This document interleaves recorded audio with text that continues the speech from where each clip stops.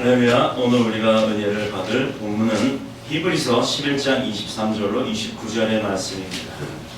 제가 가진 성경으로는 신약 성경 366쪽입니다. 한 절씩 교독하도록 하겠습니다. 믿음으로 모세가 났을 때 그 부모가 아름다운 아이임을 보고 석 달 동안 숨겨 왕의 명령을 무서워하지 아니하였으며 믿음으로 모세는 장수하여 바로의 공주의 아들이라 칭함받기를 거절하고 도리어 하나님의 백성과 함께 고난받기를 잠시 죄악의 낙스를 누리는 것보다 더 좋아하고 그리스도를 위하여 받는 수모를 애국의 모든 부하보다 더 큰 책임으로 여겼으니 이는 상한 주심을 바라봅니다. 믿음으로 애굽을 떠나 왕의 노함을 무서워하지 아니하고 곧 보이지 아니하는 자를 보는 것 같이 하여 참았으며 믿음으로 유월절과 이른 예식을 정하였으니 이는 장사를 멸하는 자로 그들을 흔들리지 않게 하려 한 것이며 믿음으로 그들은 홍해를 육지같이 건너서 애굽 사람들은 이것을 시험하다 빠져 죽었으며 아멘. 이것은 하나님의 말씀입니다. 본문이 어떻게 이야기를 하다가 또 끊어지는 느낌이 들죠. 이 본문은 제가 올해 한 번 더 설교를 한 적이 있었습니다. 그때의 본문의 말씀과 오늘의 본문의 말씀, 우리가 중반기 조금 지나서 제가 7월달 정도에 이 설교를 한번 한 적이 있었는데요. 오늘 그 7월이 지나서 8, 9, 10, 11, 12월 올해 이제 마지막 달입니다. 그리고 1년 52주간 중에 하나님 앞에 드리는 2015년 마지막 공식적인 주일 예배예요. 자, 이때 우리가 무엇을 한번 돌아봐야 될까? 여러분들은 한 해 동안 교회를 섬기시고 또 교회에 나와서 말씀을 듣는 가운데 우리가 왜 교회에 와서 말씀을 듣고 예배를 드리는지, 그 예배와 말씀 가운데 우리가 배우고자 하는 그것의 목적이 무엇인지를 생각해 보신 적이 있습니까?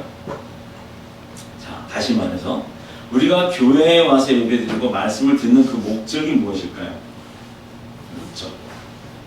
자, 설명해 드리겠습니다. 심령의 깨달음을 얻고, 여러분들이 모르시는 게 아니고 어떻게 정리를 해야 할까? 받은 게 너무 많아서 무엇부터 먼저 말을 해야 될까를 모르실 거예요. 그걸 정리를 해드릴게요. 우리 심령이 깨달음을 얻고서, 그리고 우리가 그동안 지었던 죄들을 회개하고 심령의 변화를 받아 구원을 받았을 뿐만 아니라 또 매일매일 우리가 사는 그 삶 속에 은혜를 받고 우리의 살 길을 찾아 우리의 인생의 문제에 해답을 얻는 것이에요. 그러려고 매주 예배를 드리고 예배 가운데 은혜를 받는 그 목적이 거기에 있는 것입니다. 사람들은 한 해 동안 열심히 살면서 내가 원하는 결과를 얻을 수 있지라는 생각을 해요. 열심히만 살면. 열심히 살아서 여러분들 해답 다 받으셨나요? 내가 올해 목표하던 거 다 이루셨나요? 이제 돌아가셔서 한번 곰곰이 생각을 해보시면 여러 가지 답들이 나올 것입니다. 그러나 아무도 자신이 원하는 대로 살 수가 없다는 것을 알 수가 있어요. 우리가 원하는 대로 살고 싶다고 해서 원하는 대로 다 됐다 그러면 가난한 사람도 없을 거고 병든 자도 없을 거고 실망한 사람, 실족한 사람도 없겠죠. 다 부흥이 되어 있었겠죠. 이것은 지난 한 해 동안 우리의 경험을 통해서도 너무나도 잘 알 수 있는 것이에요. 우리 뜻대로 되지 않는다라는 것.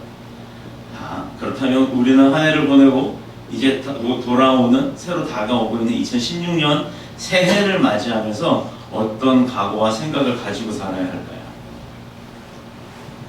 그 목표가 있습니다. 어떻게 해야 올해의 실패와 죄를 반복치 아니하고 내년에 다가오는 새해에는 무슨 갑자고 일축 병인 정렬 이걸로 해갖고 얘기할 때 내년 이름이 좀 이상해요, 그죠? 별로 좋은 이름 같지는 않아요. 뜻은 다른 뜻이 있지만 우리 어감으로는 참 별로 좋지 않은 해예요. 어떻게 해야 올해의 실패의 죄를 반복하지 아니하고 하나님의 뜻대로 살고 또 하나님의 백성으로 복을 누리며 살 수 있을까? 우리가 하나님의 백성이면요, 하나님의 아들이면 자녀면 권세와 특권이 있고요. 그 권세와 특권은 그럼 결국 아버지가 갖고 있는 건 다 내 거란 얘기예요. 다 내 거예요, 그렇죠? 그러니까 두려울 게 없는 거예요. 무서울 것도 없고 어려울 것도 없는 거예요. 왜? 아버지가 있고 그 아버지의 난 자녀이기 때문에. 그래서 아버지 건 다 내 거기 때문에 욕심 많으신 분들은요 다 내 거 하세요.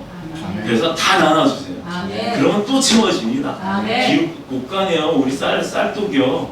쌀을 퍼서 내가 먹을 때는요 어떤 생각을 하냐면 쌀이 떨어질 때면 쌀 이거밖에 안 남았네. 이거밖에 안 남았네. 그 다음 마지막 쌀을 다 풀면요 쌀 떨어졌네 라는 생각을 합니다.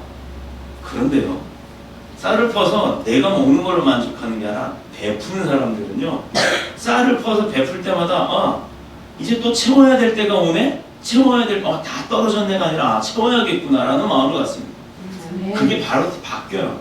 퍼진다고 해서 내가 베푼다고 해서 내가 가난해지거나 없는 게 아니에요. 더군다나 아버지한테 드린다고 해서 내가 어려워지는 게 아니라는 거죠. 아멘. 이건 시험을 보라고 하셨어요. 하나님께서. 하나님을 두려워하고 그가 주신 것에 대한 것을 귀하게 여겨야 될 줄 믿습니다. 아멘. 본문에 나오는 모세의 부모는요 민수기 26장 29절 59절에 보면 그의 부친이 레위인인 아므람이었다고 그랬어요. 그리고 엄마는 누구요? 무슨 요구르트 이름 같잖아요. 요게벳. 네. 그의 엄마는 요게벳이었어요. 그때 당시 그분들이 다 레위인이었었고요. 그때 모세를 출산할 때 당시에 상황이 국가의 상황이 어땠는지 다들 아시잖아요. 어떻게 됐어요? 아들 낳으면 다 죽이라고 했어요.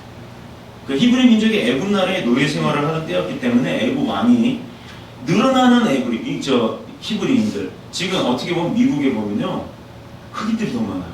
옛날에 흑인들은 노예였었어요.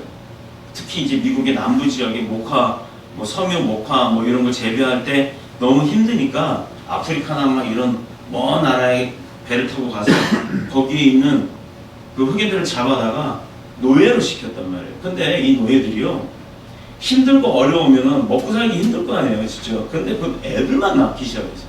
애들 정말 많이 낳았어요. 그 축복이에요. 왜? 그들은 그 어려움과 고통과 환난 가운데 무엇을 믿었느냐? 하나님을 알았거든요. 하나님을 섬겼고 자신들을 구원해 주실 분이 하나님이라는 걸 알고서 하나님을 늘상 찬송을 했습니다. 우리가 말하는 가스펠송들, 우리가 부르는 찬양, 또 복음성가 이런 거의 대부분들이 그 사람들이 부르는 찬양들이에요. 가스펠송 같은 거. 그래서 지금 요즘은요 세상의 문화는 또 흑인 문화들이 다 들어오죠. 랩, 힙합. 요즘 젊은이들 이러면서 찬양하더라고요. 노래하더라고요. 그 힙합, 랩 이게 다 흑인들 문화예요. 우리 흔히 잘 부르는 가스펠송 정말 가슴을 녹이는 주여 이제인도 용서받을 수 있나요? 이런 찬양들 이런 것들도 보면요 다 그 가스펠송들이에요. 흑인들이 진짜 자신들의 마음을 담아서 어려움을 토로하고 자신들의 어려움을 벗어날 수 있는 그 하나의 끈을 잡고 살았던 그런 사람들이 어떤 축복을 받았느냐? 자손의 축복을 받았습니다. 그래서 흑인들이 점점 늘어나니까 미국의 백인들이요 흑인들을 두려워하기 시작했어요. 인구가 백인보다 더 많아지니까요. 그런데 지금 미국이 어떤 축복을 받았죠? 미국의 대통령이 흑인이에요. 물론 이슬람인이란 무슬림이라는 문제가 있지만 요게벳이 모세를 출산할 때도 애굽 왕은 히브리인들이 그렇게 핍박을 하는 노예인 히브리인들이 점점 늘어나는 걸 두려워했기 때문에 아이들을 다 죽이라고 했단 말이에요. 남자아이들. 예수 그리스도가 태어날 때도 유대의 왕이 태어날 거라는 걸 알고 아이들을 죽이기 시작했지만 이때 히브리 노예들의 인구가 늘어나는 걸 반대하기 위해서 여자가 아닌 남자아이들은 다 죽이라고 했단 말입니다. 똑같은 역사가 구약에 다 나타나죠. 그래서 내린 명령이 히브리인들이 아들을 낳으면 국가의 법으로 죽이게 돼 있어요. 근데 아들인지 딸인지 그 시대에 알았을 수 있어 모르잖아요. 낳아봐야 알잖아요. 지금의 아들인지 딸인지 다 구분을 하지만 그 시대는 그게 불가능했었단 말입니다. 그러나 레위 족속의 경건한 자손들은요 무엇을 두려워했을까요? 아이를 법으로 낳았는데 아들인데 낳아보니까 아들인데 이 아들을 왕이 법을 정해서 죽이라고 했는데 죽이지 않으면 왕이 나 죽일 거다. 왕이 우리를 몰살시킬 거다. 그런 두려움이 있었겠죠. 그런데 요게벳과 아므람은 모세를 어떻게 했습니까? 3개월 동안 숨겨서 키웠죠. 어머니들은 아실 거예요. 아빠들도 알 거예요. 아이 낳아놓고 100일 된 동안 정말 밤잠을 못 자요. 애들이 밤만 되면 막 운대요. 엥 하고 울어요. 우리도 진짜 그래서 발로 찼어요. 저도 발로 이렇게 흔들흔들하는 거 발로 툭 차고 또 자고 툭 차고 또 자고 그렇게 키웠어요. 여기 아이들은 잘 모를 거예요. 근데 나중에 아이를 또 결혼을 해서 낳아보면 알아요. 이 아이들이 밤낮이 밖에서 엄마 아빠가 자야 될 시간에 애가 계속 울어요. 정말 힘들어요. 그런데 이 시대에 우리가 모세의 시대로 갔을 때 밤에 아이가 울면은 그 순찰 보는 사람들이 봤겠죠. 남자아이인가 여자아이인가. 근데 그걸 숨겼단 말이에요. 3개월 동안. 얼마나 가슴을 졸여가면서 조마조마하게. 그런데 중요한 건 요게벳과 아므람은 그런 두려움을 갖지 않았다는 겁니다. 어떤 두려움을 가졌느냐? 임금의 명령을 거역하고 왕을 두려워하지 아니하고 오히려 하나님을 두려워했다는 거예요. 그걸 말씀드렸었죠, 지난번에. 자, 우리가 신앙이요 믿음이요 하는데 이 참 신앙이 바로 이 요게벳과 아므람과 같은 그 신앙인 것입니다. 내 목숨을 내놓는 신앙. 믿음의 사람은 하나님 이외에 사람도 권력도 그 어떤 것도 두려워하지 않습니다. 그래서 핍박을 받아 모든 것을 다 뺏기고 또 여러 가지 부당한 대우를 사회에서 받고요. 심지어 그런 게 있어요. 내가 크리스찬입니다. 그랬더니 일부러 더 데려다가 회식 자리에서 막 술 먹으라고 먹이는 사람들이 있어요. 근데 결코 그 사람들이 좋은 결과가 없어요. 그런데도 꿋꿋이 나는 크리스찬입니다. 죽어도 안 먹습니다. 이런 분들이 과연 몇 분이나 될까요? 새 사장님이 먹으라고 그러고 이사가 먹으라고 부장이 먹으라고 그러면 마지못해 입은 될 수도 있어요. 그것도 지혜롭게 대처를 해야 됩니다. 먹어야 되는 상황이라면 먹어야겠죠. 그렇다고 저는 술 먹으라는 말을 권장하는 건 아닙니다. 만약에 내가 크리스찬이라고 그 사람들과 싸워가면서도 그 자리를 내가 지켜야 된다 그러면 그 믿음이라면 하셔야 돼요. 그런데 그게 아니라 그 사람들을 나를 통해서 내 모습을 통해서 그 사람들이 변화가 될 수 있는 방법이 있다 그러면 그 방법을 써야 되는 거예요. 난 크리스찬이라서 술 안 먹어요. 못 먹습니다로 대적을 해야 될 부분이 아니라. 이해가 되셨나요? 먹으라는 얘기는 아닙니다. 술을 드시라는 얘기는 아니에요. 그럼 그 사람들 분명히 그러구나. 저거 좀 믿음 별로 안 좋아. 크리스찬이라는 사람이 술도 먹고 뭐 할 거 다 해. 그 자리는 좋은 분위기로 넘어갈 수가 있었겠지만요. 저 같은 경우를 한번 얘기를 하면 제 친구들이 그래서 저를 불러요. 그래, 미안하다. 나는 하나님을 섬겨야 되고 특히 내일 주일이라서 나는 술 못 먹는다. 그리고 먹으면 안 된다. 그러니까 내가 니들 다 데려다 줄게. 됐지? 대신에 나는 사이다 먹자. 처음엔 그랬어요. 근데 지금은 그런 자리 자체를 가지지 않습니다. 부르지도 않아요. 뭐 예수쟁이라고 부르지도 않더라고요. 이 또한 하나님의 은혜인 줄로 저는 믿습니다. 아멘. 자, 믿음의 사람은 하나님 위에 아무것도 두려워하지 않는다고 했어요. 어떤 신앙의 박해를 받아서 죽음에 끌려가도 두려워하지 않습니다. 자, 마치 엊그저께 보셨어요? 주기철 목사님 다큐멘터리 나온 거. 네. 그러면 가난도 두려움이 되지 못하고 질병이나 천재지변도 두려움이 될 수가 없는 것입니다. 왜 그럴까요? 왜? 자, 요새 막 지진 많이 나죠? 또 어저께는 뭐 어느 공사장 집이 막 갑자기 무너졌대요. 그거 해결해달라고 관공서 전화했더니 사진 찍어서 월요일날 제출하세요. 이런 식으로 공무원은 별거 아니라고 생각했지만 그 공무원 어떻게 됐습니까? 심각하다고 나오라고 그러대. 사고 터졌다고 나오라고 그러니까 그거 조사하러 나왔다. 그 공무원은 어떻게 됐어요? 죽었잖아요. 죽었어요.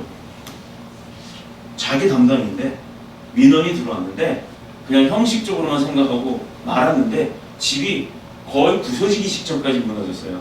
그 사람들은 다 대피하면서 사고 터졌다라고 하니까 그때 나와서 보다 조사하다 그 공무원 어떻게 됐습니까? 사고 당해서 죽었어요. 자, 이런 사람들은요. 이런 사람들은 자기 삶 가운데 자신이 없었던 거예요. 불안감이 있었던 거예요. 내가 죽으면 어떡하지? 근데 크리스찬은요. 죽는 게 두려울까요? 아니요. 우린 죽으면요. 천국 가요. 아버지한테 가요. 아멘. 아버지한테 가서 이제 쉼을 얻어요. 아멘. 평안한 안식을 얻습니다. 그렇기 때문에 크리스찬은 죽음이 두렵지 않은 거예요. 단지 아쉬운 건 있겠죠. 내 새끼 어떡하지? 근데요. 나 죽는다고 내 새끼 죽지 않습니다. 하나님은 키우십니다. 그 믿음이 있어야 되는 거예요. 그럼 내가 죽으면 우리 남편 어떡하지? 내가 죽으면 우리 아내와 내 자식들 어떡하지? 그 두려움이 있을 필요가 없어요. 내가 없는다고 해서 그분들이 문제가 되지 않습니다. 단지 어려움은 있겠지만 하나님이 돌보신다는 믿음이 있어야 되는 거예요. 그렇다면 그런 믿음이 있다면, 죽음조차도 두렵지 않은 믿음이 있다 그러면 또 뭐 누가 강도가 나타나서 칼로 막 찌른다, 그래 찔러 이런 두려움이 아니라 정말 하나님이 나를 지키고 계시다고 하면, 또 내가 하나님 앞에 떳떳한 삶을 산다고 하면, 부끄러움이 없는 삶을 살았다고 하면 그런 죽음조차도 두려움이 없다라는 거예요. 왜? 지금 죽으면 천국 갈 수 있다라는 확신이 있기 때문입니다. 아멘. 자, 시편 기자의 말씀대로, 그 고백대로요, 여호와는 나의 목자시니 내게 부족함이 없기 때문입니다. 시편 23절 1편 1절 우리 다 외우시는 거잖아요. 많이 아시는 성경 구절인데, 내가 사망의 음침한 골짜기를 다닐지라도 해를 두려워하지 않는 것은 주께서 나와 어떻게 하신다고요? 함께 하신다. 시편 23장 4절의 말씀. 그 말씀을 붙들고 가고요. 그 말씀을 우리 믿기 때문이에요. 그러나 하나님을 두려워하지 않는 사람들은 모든 것을 두려워해요. 돈을 믿고 의지하는 사람은 돈을 두려워해요. 돈 떨어지면 어떡하지? 돈을 믿고 의지하는 사람은요, 돈이 우상이에요. 돈이면 최고인 줄 알아요. 돈이 다 할 수 있는 줄 알아요. 근데요, 생명은 돈을 있어도 못 살립니다. 하나님이 거두시는 생명은요, 아무리 내가 10,000,000금을 갖고 있다고 해도요, 그 돈 다 투자한다 그래도요, 시간을 끌 뿐이지 결국은 하나님이 가져가신다니까요. 아니, 안 죽는 사람이 있어요? 돈 많다고 안 죽나요? 아니에요. 그리고요, 그 돈을 두려워하게 되고요, 그래서 그 두려움을 없애려고 돈 때문에 생명을 걸어요. 그 돈을 벌려고 목숨을 바친다고요. 참 아이러니하죠. 결국엔 돈 때문에 다 망한다니까요. 사람의 힘을 의지하는 사람도 마찬가지입니다. 그들은 사람을 두려워하고요, 사람의 눈치를 볼 수밖에 없어요. 그런 사람들이 내게서 떨어지면 어떡하지? 그런 사람들이 내게서 멀어지면 어떡하지? 늘 두려움과 불안 속에서 삽니다. 그래서 그 사람들을 만나고 그 관계를 유지하려고 계속 거기에 시간을 투자하고 돈을 투자하게 돼요. 그런데요, 그 사람들을 통해서 배신을 당하면 그거보다 더 큰 상처가 없습니다. 자, 믿음의 사람들은 어떨까요? 믿음의 사람들은 누굴 믿는 거죠? 하나님을 믿어요. 하나님이 우리 배신하나요? 오히려 우리가 하나님을 배신합니다. 그런데도요, 하나님은 그걸 상처로 보지 않고 정말 가슴 찢어가며 마음 아파하면서 그 사람들이 다시 하나님 앞으로 되돌아올 수 있기를 간구하고 중보하고 계시다는 겁니다. 그러니 우리가 우리 아버지 가슴 찢으면 그 자녀가 어떤 일이 벌어지겠습니까? 여긴 그런 분들이 없어요. 왜? 52주 동안 정말 10손가락 안에 빠진 분이 있나요? 정말 마음 가운데 하나님을 섬기고 정말 하나님 만나는 게 기뻐서 열심히들 섬기신 분들이에요. 그 축복이 내년부터 시작이 될 것입니다. 아멘. 그러나 여기에서는 어떤 두려움 없이 하나님의 선물인 누굴 키웠어요? 모세를 숨겼어요. 모세를 숨겨서 키웠습니다. 목숨을 걸고 키운 거예요. 왜? 하나님이 주신 자녀는 하나님의 선물이에요. 내게 아니라니까요. 자녀는 내게 아닌 하나님의 것이에요. 그래서 하나님의 선물을 키워가는 겁니다. 그러니 이 집사님, 차 집사님 가정이 얼마나 축복의 가정이에요. 선물이 몇 개예요, 몇 배? 몇 배예요, 몇 배? 5배. 그 5배의 축복이 계속 이어져 갑니다. 또 그 자녀 5명이 또 결혼을 하면요, 5가정이 생기죠. 거기에 최소한 2씩은 날 거 아니에요. 아무리 못해도. 근데 엄마 아빠 따라서 2~3씩은 다 날 거예요. 그럼 벌써 곱하기 몇이에요? 5 곱하기 2 하면 10명. 그 10명이 또 결혼해서 또 곱하기 2 하면 이제 기하급수적으로 늘어나는 거예요. 이게 바로 하나님의 축복인 것입니다. 하나님의 선물을 몇 배로 받아요? 곱하기 2 곱하기 2 자승으로 받는 거예요. 1000대, 10,000대까지 이어져 간다고 그러잖아요. 아멘. 정말 부럽습니다. 축복의 가정이라고. 어찌 하나님이 주신 귀한 생명을 이렇게 나일강에 던져서 버릴 수가 있겠느냐, 죽일 수가 있겠느냐, 이것이 더 두려웠던 거예요. 하나님이 주신 선물을 내가 버릴 수 없다는 것 때문에 요게벳은 자신의 목숨을 걸고서 모세를 키운 것입니다. 참신앙은요, 정말 참된 신앙은 하나님이 주신 것을 귀하게 여기는 거예요. 정말 세상보다 무엇보다도, 세상의 것보다도 더 귀하게 여기는 거예요. 하나님이 주신 것을.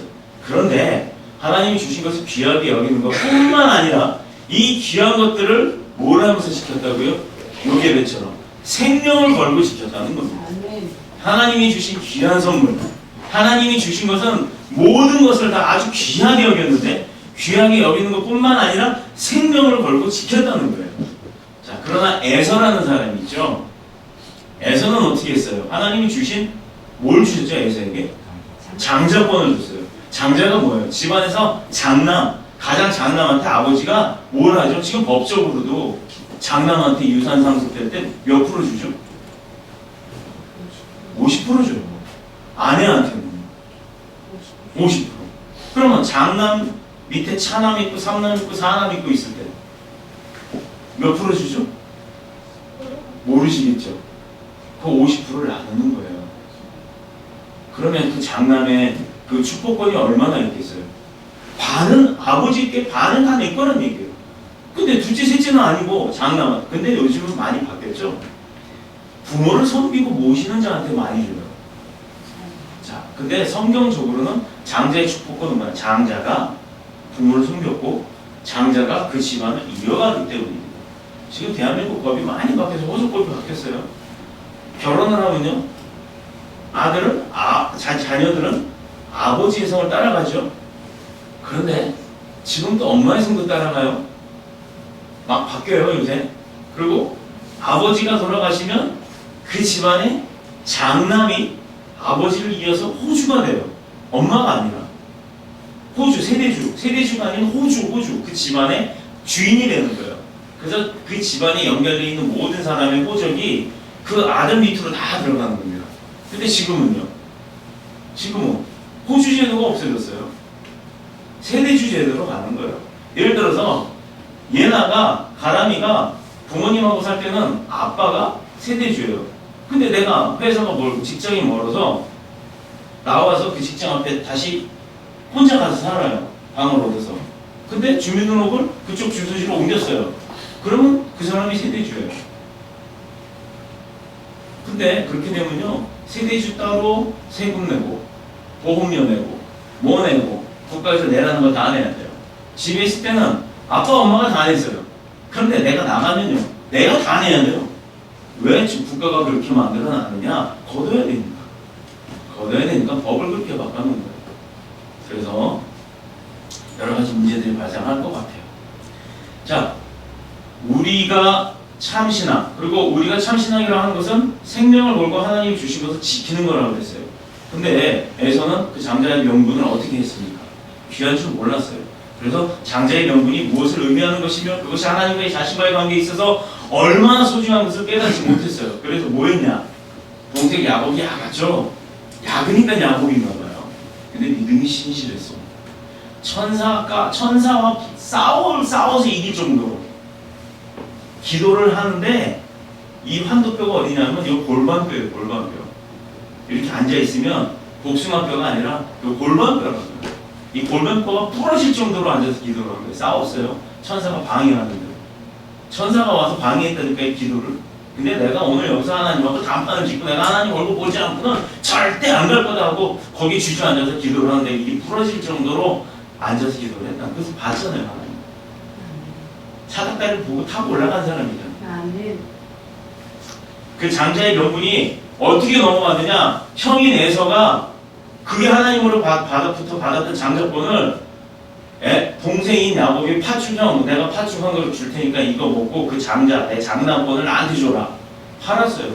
왜? 배고프다고 파축한 그릇에 동생한테 속아서. 동생이 얼마나 야가요? 여기는 형 동생들이 있습니다. 언니, 누나, 오빠 동생들이 있어요. 그런데 모두가 다 장자의 축복권을 가질 줄을 믿습니다. 그래서 동생 야곱에게 파축한 그릇을 팔고 마는 거예요. 그 파축이 더 중요했기 때문에. 배가 고파서. 우리 가운데 이런 사람이 있어서는 안 되겠죠. 전부 다 장자가 되는 줄 믿습니다. 지난 1년 동안 하나님이 주신 귀한 것들이 많아요. 그것이 바로 내가 원했던 것일 수도 있고 오히려 또 원했지만 그거는 아니고 다른 것을 받을 수도 있었습니다. 그래서 내가 원하는 것과는 다르고 그래서 나와는 상관이 없다고 생각해서 그것들을 소홀히 여기고 함부로 다루다가 에서처럼 나중에 후회를 해도 회복이 안 된다는 얘기예요. 이것보다 더 불쌍한 일이 어디 있겠어요? 그래서 우리가 지금 하는 고통도, 환란도, 어려움도, 또 슬픔도, 고난도 하나님께로부터 온 것이라 그러면 그것을 감사할 줄 알아야 된다는 것입니다. 왜? 아파봐야 나음이 얼마나 귀한 건지를 알아요. 제가요, 어깨 수술, 여기가 끊어져갖고 어깨 수술을 하느라고 한 3년 전인가요? 병원에 한 달인가 있었어요. 그 입원하는 동안, 그리고 퇴원하고 나서 거의 한 7, 8개월을 여기다 뭐 이렇게 하고 이러고 다녔어요. 일도 못하고. 우리 그때 큰아들이 학원도 운전을 대신 해주고 그랬는데, 그때 당시 이 팔이 얼마나 소중한지 모르겠어요. 다만 그래도 감사했던 게 뭐였냐면 오른팔이 아니라 왼팔이었다는 거죠. 오른팔 그랬으면 밥도 못 먹었을 것이고, 저는 오른손잡이니까 여러 가지로 어려움이 많았어요. 샤워할 때도 어렵고, 화장실 가서 뭐 용변 볼 때도 어렵고, 뭐 그것뿐인가, 잠잘 때도 이렇게 돌아눕지를 못해요. 그래서 몸이 건강한 게 얼마나 감사한 건지에 대해서 아주 절실하게 깨달아봤습니다. 우리 이정도 집사님, 어느 날 갑자기 차 집사님 얼굴이 하얘갖고 연락이 왔어요. 큰일 났다. 어떻게 하면 좋을지 모르겠어요. 정말 당황하니까 옆에 119 있잖아요. 그런데도 119를 기억을 못하는 거예요. 심지어 전화해서 119가 몇 번이죠? 이런 사람도 있대요. 114에 전화해서 저기 나 급한데요? 119가 몇 번이죠? 이런 분이 있답니다. 실제로. 진짜 얼굴이 하얘졌어요. 사색이 됐어요. 그래서 가보니까 맹장이 터지기 직전입니다. 터졌으면 어떻게 할 뻔했습니까? 더 큰 수술을 해야 되는 거예요. 저는 맹장이 터져가서 알아요. 저는 맹장이 터지니까 운전하다가 그대로 꼭 부러졌어요. 그것도 감사한 건 신호 위반이 아니라 신호 대기 때 사이드 걸어놓고 쉬고 있다가 탁 쓰러진 겁니다. 배가 터져가지고 뱃속에서. 근데 그거를 건져주셨다. 그런 고통 가운데서. 사진이 있어요. 제가 집사님이 누워서 이거 정신 못 차리고 있는 사진 찍어놓은 게 있어요. 왜? 그거 보고서 난 계속 기도를 합니다. 우리 처형이 돌아가실 때도 중환자실에 들어가서 영상을 찍어놨어요. 그게 마지막 영상입니다. 혼수 상태가 돼서 코마 상태, 정신이 없고 의식이 없어요. 장기 이식까지 하고 가신 분인데, 근데도요, 우시는 거 알아요. 우리는 동생들, 언니들 와서 막 기도하는데 눈물이 흘러요. 그게 영상에 찍혀 있습니다. 가시는 순간까지도 하나님 놓지 않으신 분이에요. 오히려 형제들이 안타까워서 오신 거지. 소망 없는 이스라엘에게도 다윗 한 사람이 지도자가 되니까 이스라엘이 회복이 되었어요. 또 가장 강성한 나라, 가장 복받은 나라, 그리고 하나님을 제일 잘 믿는 국가가 되었어요.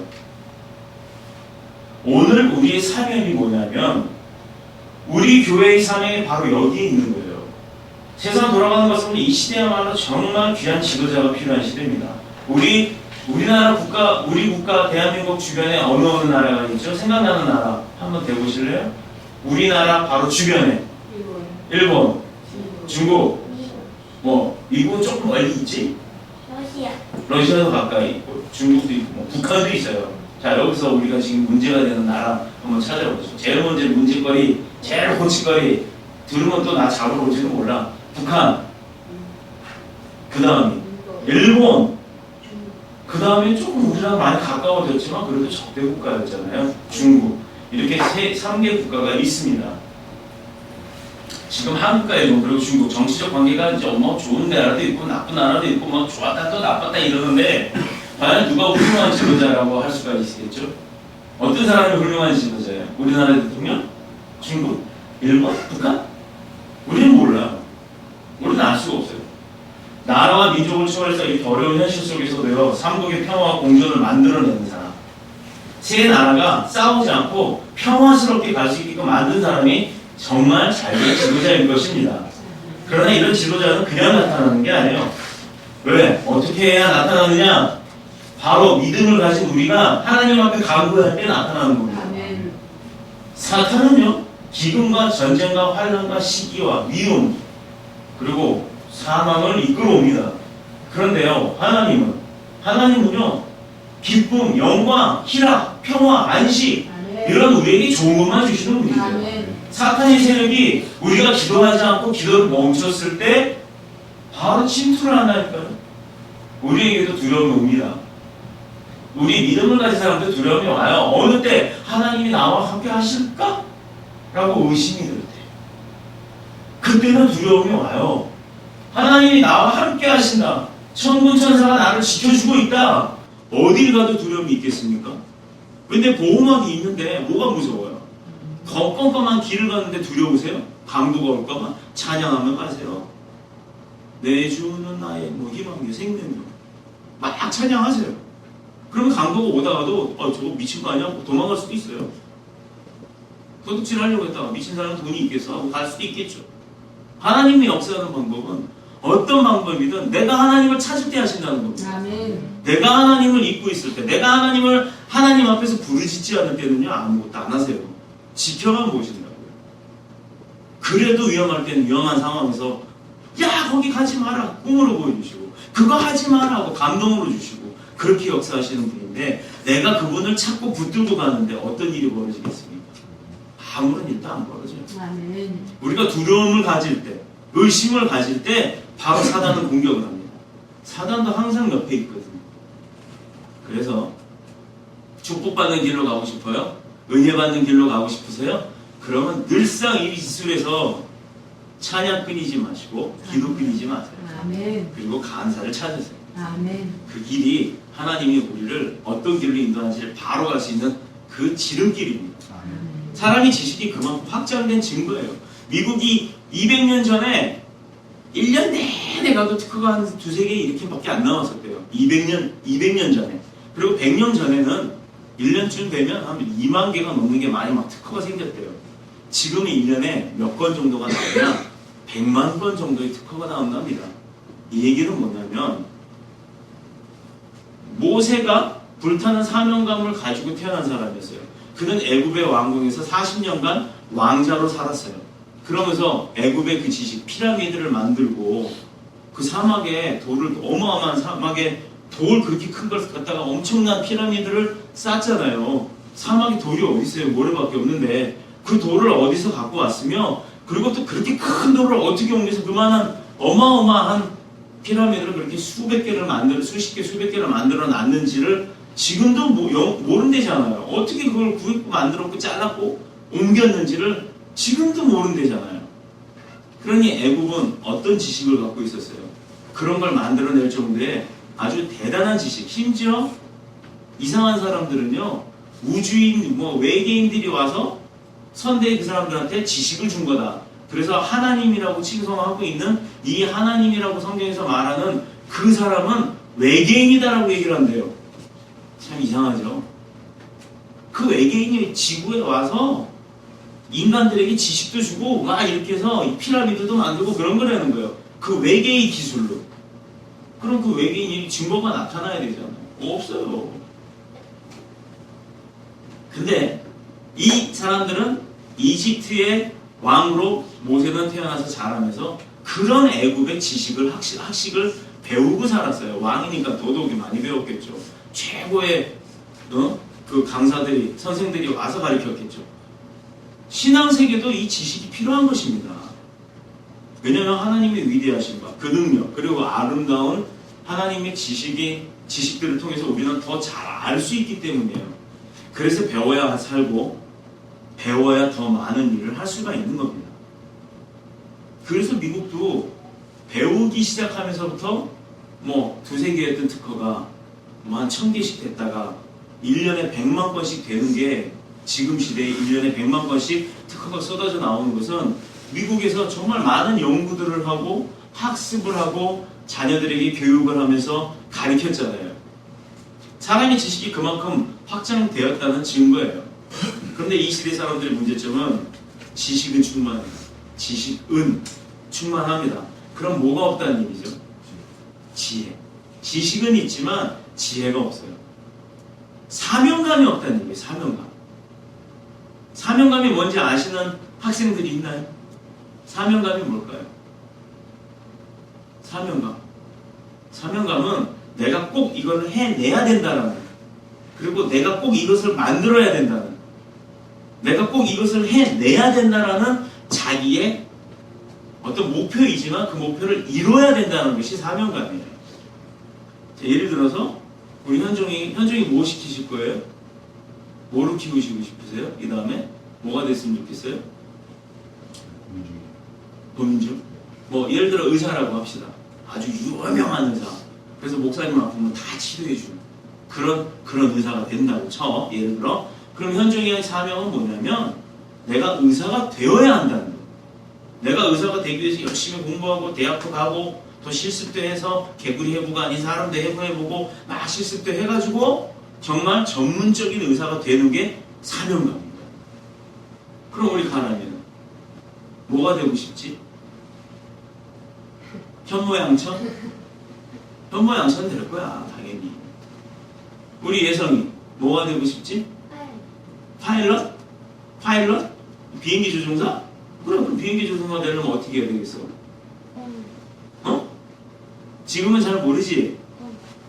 뭐래요? 공부. 그래, 공부 열심히 해야 돼. 당연히 영어도 열심히 해야 되고 영어권 국가 가가지고 200시간 이상 파일럿 그 운송 면장도 따야 돼. 면허증도 따야 돼. 그거 따고 나서 한국에 와서 또 국토교통부에 가가지고 시험 봐가지고 조종사에 합격을 해야 되고 그거 합격하고 난 다음에 군대를 가든 항공사를 가든 취직을 해서 비행기 실제로 운전하는 시간이 2만 시간 이상 동안 단 한 번의 사고도 없어야 파일럿이 될 수가 있어. 왜? 나도 파일럿이 되고 싶을 거야. 이런 준비하는 과정이 필요하고 그 목표를 이뤄야 하는 것이 바로 사명감이에요. 그러면 내가 무엇을 위해 살고 어떻게 살아야 할 것인가? 우리는 무엇을 위해 살고 어떻게 삽니까? 왜 내가 살면 무엇 때문에 살아야 하는지를 알지 못하고 가는 게 세상 사람들이에요. 그러니까 두려움이 있다는 거예요. 지식은 아무리 많지만 내가 왜 살아야 되고 어떻게 살아야 되는지 몰라요. 내가 교수가 돼야지 하고 교수가 되고 나면 쾅이에요. 이들이 뭐하지? 내가 선생님이 돼야지. 선생님이 되고 나면 쾅이에요. 내가 뭐하지? 내가 집 사야지. 집을 샀어요. 그리고 나면 또 쾅이에요. 그 다음 뭐하지? 목표가 없다는 얘기입니다. 목표가. 아무리 머리에 지식이 든 거는 많아도요. 내가 왜 살고 어떻게 살아야 되는지를 모르는 거예요. 인도에 마하트라 간디라는 사람이 있었죠. 간디 아는 사람? 간디가 누구예요? 평화주의. 간디가 누구지? 해석이 나와. 이거는 줘야 되는 거야? 말아야 되는 거야? 자, 우리 해석이. 마하트라 간디라는 사람이요. 지금 유명한 사람이잖아요. 우리도 다 알잖아요. 근데 실제 만나보신 분 있으세요? 예성이 인도 갔다 왔을 때 못 봤어? 못 봤지, 돌아가셨으니까. 마하트라 간디라는 사람이요. 지금은 그렇게 평화주의자로 유명한 사람이 됐고 정말 외소했잖아요. 빼빼 마르고. 근데 왜 이렇게 유명해졌을까요? 근데 그 사람은 원래 열등감이 많았던 사람이에요. 그리고 소심하고 사람들을 사귈 수 있는 그런 사교성이 많지가 않았었어요. 매사에 소극적이었던 사람이에요. 그러나 그 사람이 유명해진 이유는 불의에 대해서 불의를 극복하고 의를 위해서 투쟁하고자 하는 사명감을 갖기 시작하자마자 그에겐 전에 볼 수 없었던 힘이 생겨난 거예요. 용기가 생겨난 거예요.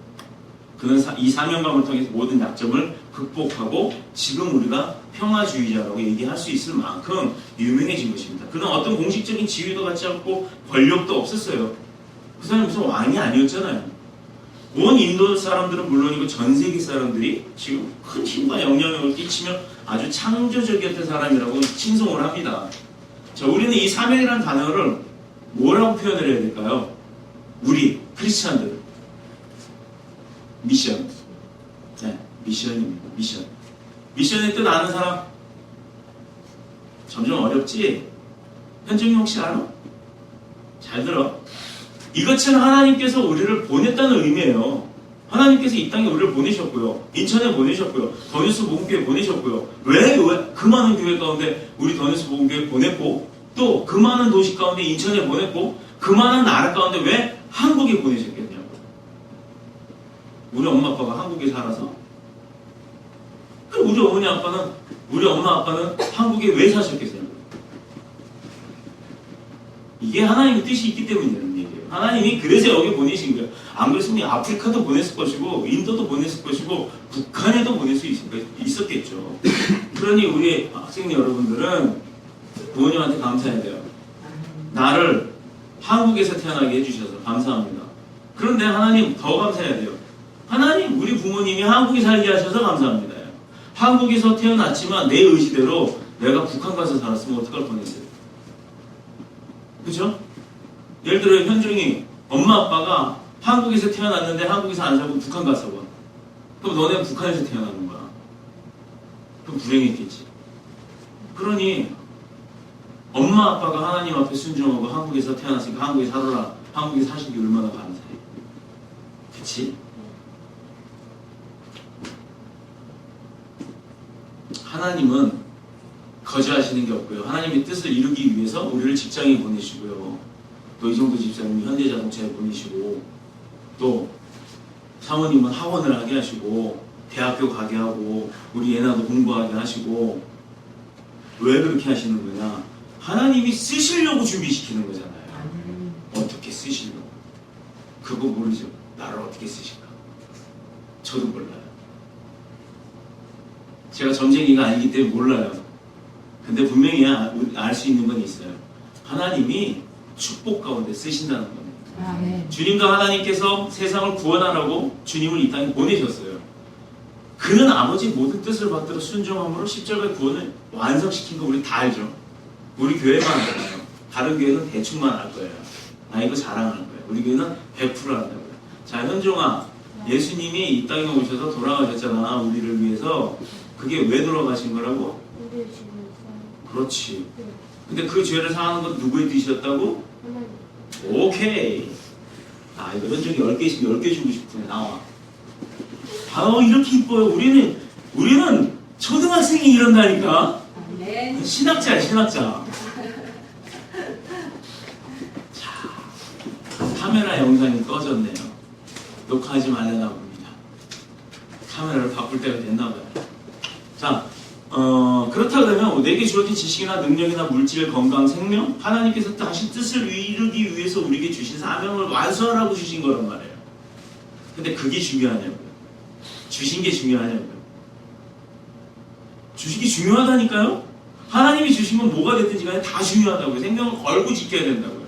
근데 그 주신 것, 그 안에 내재되어 있는 게 뭐냐? 바로 사명이라는 것입니다. 첫 번째, 그럼 그 사명이 뭐냐? 첫 번째, 하나님께 영광 돌리는 삶이요. 그래서 여러분 왜 삽니까? 라고 하면 뭐 한다고요?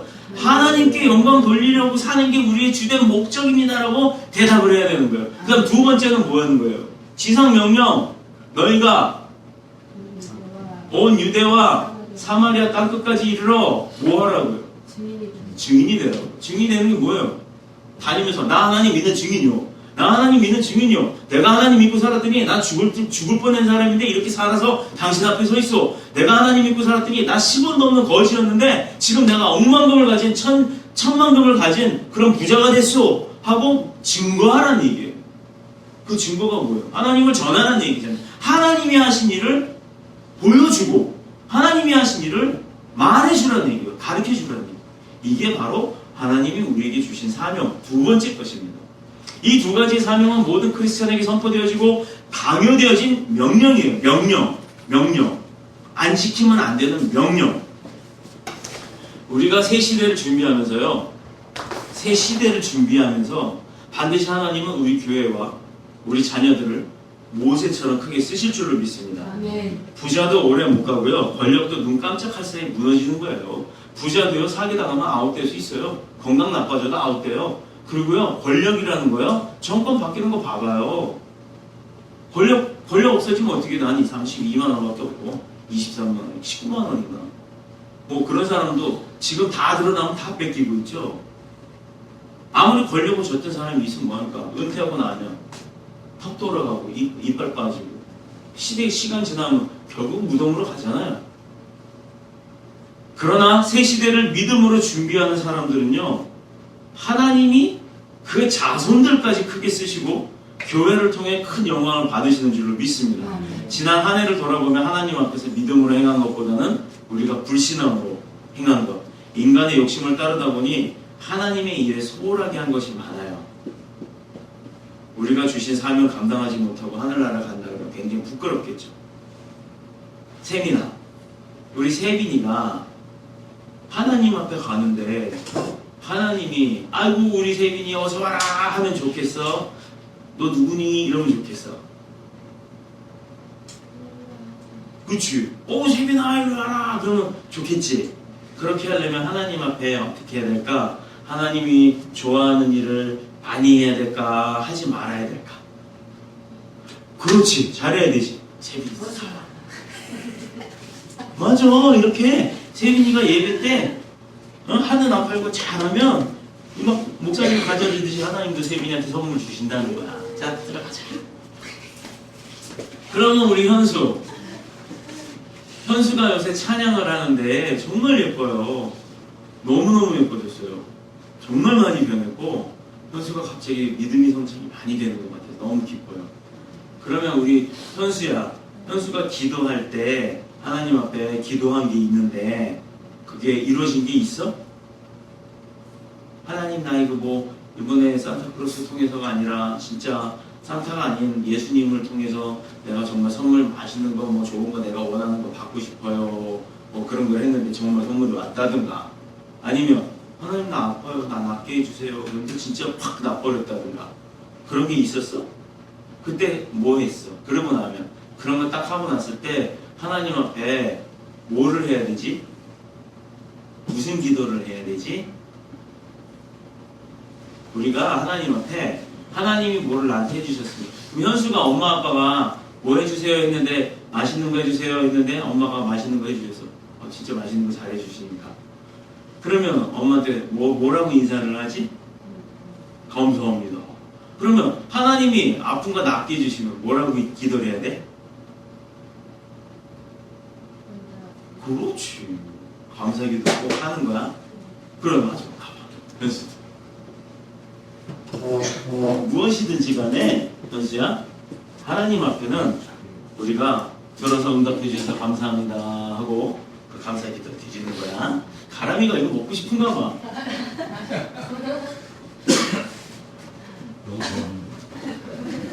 강한 부정은 강한 긍정이야. 그렇습니다. 지난 한 해를 돌이켜보면요. 우리가 하나님 앞에 진짜 믿음으로 행한 것보다 우리가 믿는다고는 하지만 그 가운데서도 불신앙적인 행동을 한 게 많다는 것을 알아야 됩니다. 깨닫고 있을 겁니다. 깨닫게 됩니다. 인간의 욕심을 따르다 보니까요. 하나님 일에 소홀하게 된 게 많아요. 우리가 주신 사명을 감당하지 못하고 또 하늘나라에 간다면 영원히 부끄러운 사람이 되겠죠. 하나님 앞에 떳떳한 사람이 되지 않겠죠. 다가오는 2016년 이제 며칠 안 남았습니다. 우리 인생에 있어서 하나님이 주신 마지막 기회라고 생각하시고 믿음으로 산다고 우리가 가정을 하면 자, 내일이 없이 난 오늘만 있다라고 우리가 알고 산다면 게으름 피울 수 없겠죠. 나약해질 수 없겠죠.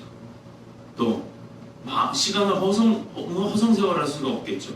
헛되이 보낼 수가 없을 겁니다. 자, 우리 인생에 있어서 하나님이 주신 마지막 기회, 2016년이 우리에게 마지막 기회다. 그런 믿음으로 산다면요, 반드시 하나님께서는 우리와 우리 자녀를 통해 큰 능력과 축복으로 역사하실 줄 믿습니다. 아멘. 히브리서 11장은요, 그 특징이 전부 믿음으로 행한 것에 대한 것만 있어요. 히브리서 11장을 한번 읽어보세요. 전부 믿음의 생활이었어요. 믿음으로 행한 것. 그리고 우리의 하나님 아버지와 그의 영원한 나라에 대한 소망을 가지고 늘 그 소망을 위해 모든 것을 희생했다는 것을 강조하고 있습니다. 그 소망만 있는 게 아니라 소망을 이루기 위해서 희생을 했다는 거예요. 하나님 나라, 그 영원한 나라를 위해서. 우리 교회와 우리에게 주어진 축복은 하나님이 한국 땅을 구원하시는 미래의 큰 역사를 위해 사명을 주셨고 또 그 일을 우리 자녀들과 더불어 준비케 하심에 있습니다. 우리 교회가 앞으로 30년, 60년, 100년 이후에도 하나님 중심의 신앙을 가지고 깨닫지 못한 영혼들을 살리고 그 구원하는 일에 오늘 주시는 우리의 사명이 되는 줄로 믿습니다. 아멘. 새해에는 하나님께서 주신 귀한 것들을 나일강에 던져버리는 그런 믿음이 아니라 정말 생명을 걸고 지킴으로써 하나님께 영광이 되고 또 우리의 삶을 통해 복음이 한국과 온 세상에 선포되어지는 평화의 역사가 있기를 축원합니다.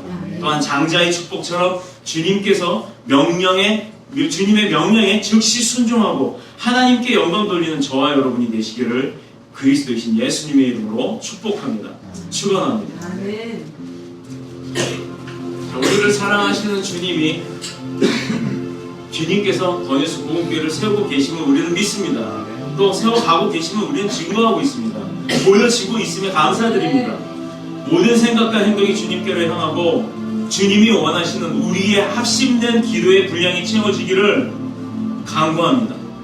주님이 또 그것을 원하십니다. 주님께서 세우시는 더뉴스 복음교회 설립과 재정 3천만 원 그리고 헌신자와 중보 30인을 위해 오늘도 주님 앞에 통성으로 간구하고 나가겠습니다. 주여!